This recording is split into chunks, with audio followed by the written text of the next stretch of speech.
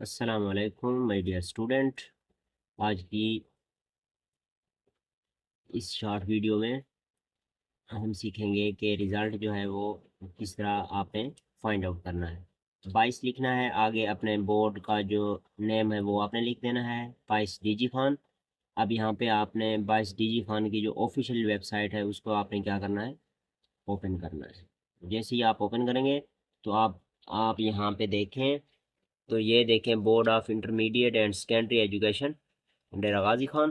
अब नीचे आप देखें तो अनाउंसमेंट का जो डेट है वो यहाँ पे मेंशन है, 9th class annual examination result 2025 अगस्त 2025 एट 10 AM।